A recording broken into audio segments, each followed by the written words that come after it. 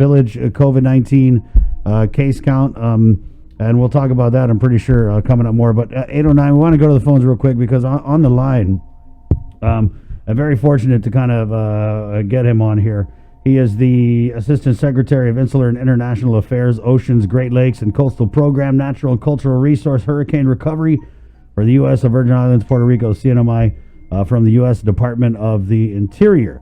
Let's welcome Mr. Doug Domenech onto the show. Good morning, Doug. Good morning, Chris and Sabrina. Half a day. Half a day. Half a day. And so, I mean, you've been out here to our neck of the jungle a few times already, so no stranger to the island. That's right. I've been out 6 or 7 times, but I'm sad that I'm not there now, and I wish I could travel out. Well, even though you're not here, there are ways that you obviously can help out our island. And I wanted to follow up on this release that was sent out on the 13th regarding the $55 million in emergency relief funding that's available to the territories as a result of COVID. And so I understand there's like $12 million, I believe, that Guam can apply for in grant money. Can you provide any information on whether or not we've submitted the application and how long would it take for approval? Well, let me again. I just want to say thanks for letting me be on the show today. You have a big reach, and so it's important to get the word out. And so I want to say hi to all my friends on the island, and that I'm thinking about you. Obviously, we're very concerned about, especially the list of COVID cases that you were reading in the last half hour, the very sobering release of numbers. We're tracking at about 135 total cases in Guam, and of course our condolences go out to the 5 deceased individuals on Guam, and just a very sad, tragic thing that we're working with, and of course including the one soldier that from the USS Roosevelt who passed away. And I just want to thank the governor again for her willingness, her office's willingness to be accommodating to that aircraft carrier, all our loyal sailors that are on that ship. And so we're all working hard to try to work through this issue. The president and the vice president, of course, are working very hard to do that. And as part of that, they have mobilized 42 different federal departments and agencies, including ours, to work through this funding that the Congress has passed and that the president has signed. They've actually signed 3 bills, that all of which have different packages, including the one you just asked about, that's specifically in the CARES Act. There is a $55 million coronavirus fund that has been allocated through our office to the various insular areas. And you're exactly right that there was there is a $12 million fund that is what Guam will get as part of that. It's being allocated by population, and so they will get those funds. And specifically to answer your question, the governor has already done what is needed to get those funds, and we've already approved them. So basically, the way our funding works is it's based on drawing down certain expenses, and so then we reimburse as those expenses are drawn down. And so it's you're correct. It's $12 million, and that's going out. But that's really one of the smaller pots of money that the Congress has provided. Okay. Can you take us through that?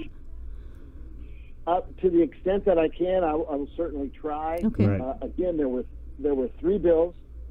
The first one was called the Coronavirus Preparedness and Response Supplemental. That was $8 billion that primarily went to keep all the federal agencies running. Then there was the Families First Coronavirus Response Act. That was the money that went to support the free testing, expanded food assistance, increased Medicaid allotments for territories, and protections for healthcare workers. Then the third one is the one you hear about the most, what they call the CARES Act, which stands for Coronavirus Aid, Relief, and Economic Security Act. That was the $2 trillion giant bill that was passed. And there are many elements in that particular bill that include funds for the insular areas. It includes, obviously, the cash payments that 80 million people got those starting this week. The payments that went directly to folks who filed taxes. Right. It had the expanded unemployment assistance part was in there, including a new pandemic unemployment assistance program that expands the number of weeks that people can be on unemployment and additional funding in that. There was a fund specifically for hospitals and healthcare providers, $100 billion for hospitals, $950 million to support the territories. There was protections for healthcare workers, and that included money to add more of the PPE, for personal protective equipment like what you're wearing right now, into the strategic national stockpile and to get it out to places that need it. CDC got $4.3 billion in that, and so other pots of money. There was the Payment Protection Program. That's the one you've heard about, that helped through the Small Business Administration to help small businesses stay alive. Basically, the funding, $350 billion, that provided zero cost loans if they kept their employees hired. Right. And so that's the one they're actually fighting about a little bit today in the Congress, trying to put more money into it because it's been so popular. Right. So there are many other sorts of, the big one that we've noticed is something called the Coronavirus Relief Fund, which will, from the Treasury Department, which will provide, again, it's divided up by population, and it's a $3 billion fund just for the territories. And, well, I should say just for the territories and D.C., right, and divided up by population. By our calculation, Guam should get about $117 million just with that one fund. And so it's a lot of money that is being divided up, and it's where I know money is not always, you've intimated about this already, a lot of places don't need money. They need... Oh, we do, though. Don't worry about that. Well, we're not one of those places. People need machines. They Yeah. need the test kits. They need the personal protective equipment. The ventilators. The ventilators, exactly. And those are the things that we're trying to track with CDC and FEMA. How can we get our hands on this stuff? Right, and I think 30 ventilators have recently arrived on Guam. The White House said that they were going to send them, and I believe there was an announcement just this week that we actually got the 30 ventilators. So that's some good news. I think that's right. And then, of course, we have foreign partners that are helping. CNMI got those testing kits. I think it was 20,000 from South Korea. And the one thing that we're also learning, and it's amazing what people can do, there are new machines being invented that are quicker and it can give us results in a quicker way. And these are, it's just really amazing what we're coming up with, and hopefully people can get access to what they need to help alleviate all this, and so we can get back to normal business. Doug, could we go back to those South Korean test kits? Are these the ones that are from Solgent? I think that is correct. It's been a couple days since I looked at it, and I'm seeing so many reports nowadays that I'm having a hard time keeping up. And as long as we're talking about kits, very early on, so we're almost three and a half weeks ago, we funded a project through a group called PHOA, which is the Pacific Islands Health Officers Association, and through them we placed an order for 13,000 test kits to be divided up between the insular areas, and those have not quite been produced yet, but we'll get them out as soon as they're ready. Those are from South Korea? Just these 13,000? The 13, no. These are actually, believe it or not, are going to come from a plant in Europe. Oh, wow. I know. We didn't order them directly, so we're working through other groups to package the order. Actually, the way we're primarily interested in the U.S. affiliated Pacific Islands, Right. the territories and the freely associated states. But our order was packaged with all of the other islands in the Pacific to make it a bigger order, because we thought that would help us get it fulfilled quicker. Doug, what can you tell us about the chances of advancing any Section 30 funds earlier than September 30th? Is that any conversation have been happening with that between you and the governor, maybe?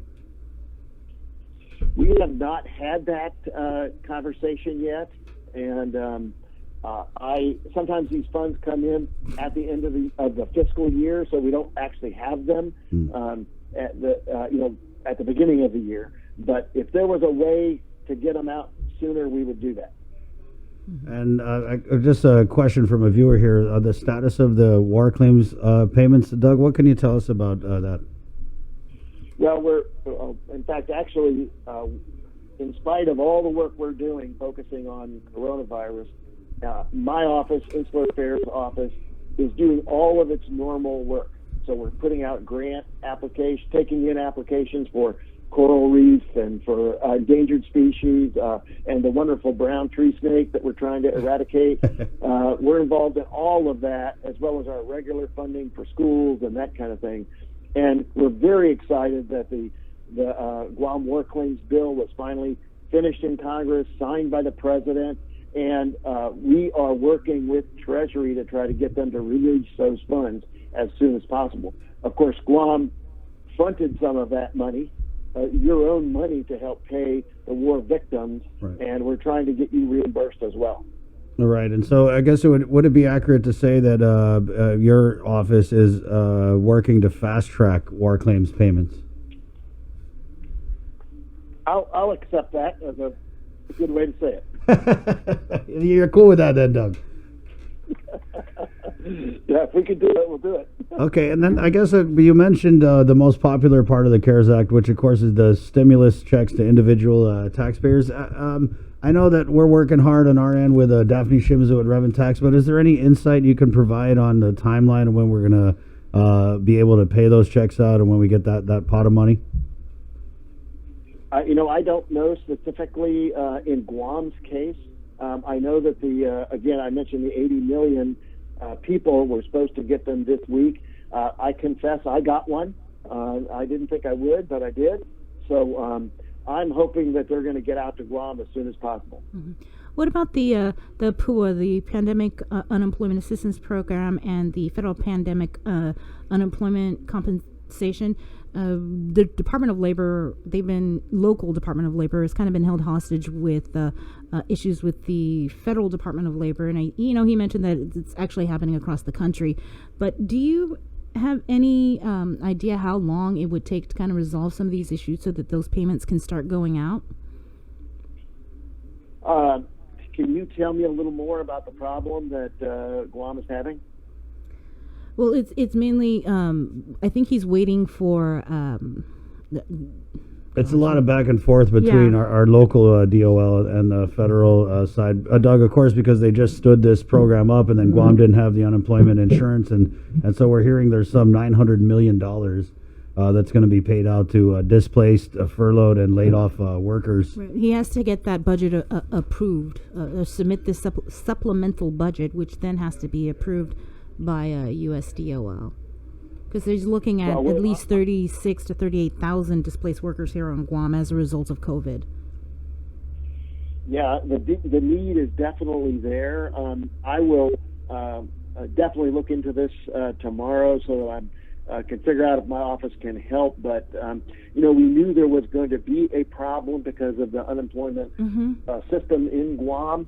But my understanding is everyone qualifies. And in fact, all workers, including compact migrants who are there working, would qualify for the same funds. And the whole goal is to keep everybody afloat until we can get through this, hopefully in a month or two. I don't know how long it's going to take. Right. Okay. That being said, Doug, I know you know some pretty influential people there on the Hill. Is there anything happening with maybe another stimulus package in the event that this COVID-19 crisis and response goes longer than we anticipate? Well, I do think, and we are hearing rumors that there will be a fourth and maybe even a fifth bill, stimulus. We have been, not sure I'm supposed to say this, but I will. We have been asked for ideas.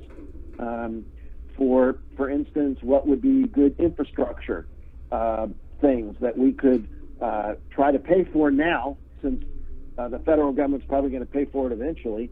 But what are some ideas of infrastructure, bridges, roads, that type of thing that the government could put on a list and possibly pay? And there are several things that we put on the list for Guam that we thought would work. Of course, we're just one small voice in the discussion, and your congressman, of course, will be very vocal, I'm sure, on what should be in a package like that as well. So what kind of conversations have you been having with our congressman?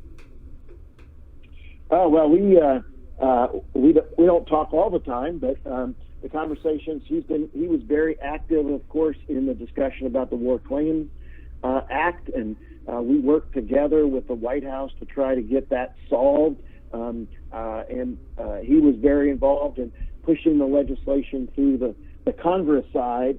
We were working with the White House to make sure they felt good about it, and that we could work. Tony Babauta and the governor worked very hard to get the approval from Treasury for the program you all set up to start getting the money out to some of these deserving people, especially because they are so elderly. And so it's all good. We have good relationships.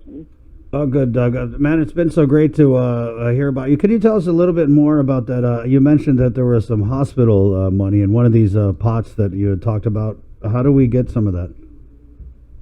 Well, so again, a lot of these pots are not coming through my office, so I'm not up on the complete details of each one, but there is a provision that is called Helping Hospitals and Healthcare Providers. And that's the one that I think is mostly going to the CDC to help with hospitals, $100 billion fund, and 950 of that is supposed to go to the territories. Of course, that includes Puerto Rico, which always takes a giant chunk out of any money that goes because they're so big. And also the money's going to go to public health activities. So public health offices, that kind of thing. Right. And we don't have the details on how they're getting that money out, but that's as much as I know. Well, we really appreciate you Doug, taking time to talk with us. Is there anything you wanted to, any final comments? Maybe a message out to the people, or? Well, I know the people in Guam feel like they're very far away from the States and even further away from Washington, D.C., but we think about you often, and every time I hear it's where America's Day begins, I think about you, and it's a beautiful place. I can't wait to get back and have some good food and go snorkeling. Last time I was there, I went snorkeling, and it was great. I went out with the National Park Service. Of course, as you know, we're part of the Department of the Interior. Right. So the National Park there is part of the Department of the Interior. The folks that are with the U.S. Geological Survey work there. They're part of Interior and the Fish and Wildlife Service. So right. It's more than just me thinking about Guam. Well, Doug, thank you so much. And I'm doing my part because I know when you're saying that a lot of these pots are based on population, I'm encouraging everyone out here to continue making more Guam babies so that we can get a bigger chunk of that pot. I would just say I look forward to being on the show again when I can actually see what your faces look like. Nice. Well, you're not missing much on my part. Thank you, Doug. Okay. Thanks, Doug. Okay, wash your hands. Thank you. Okay, God bless. Bye-bye. All right, there you go. What a good guy. Hey, that's Doug Dominich from the United States Department of the Interior. Hopefully next time he's on island, we get a heads up because we usually don't. Yeah, We get maybe to go see him. snorkeling. Yeah. 8:29. Hey, we'll take a little quick break, and we're going to come back and do a deep dive into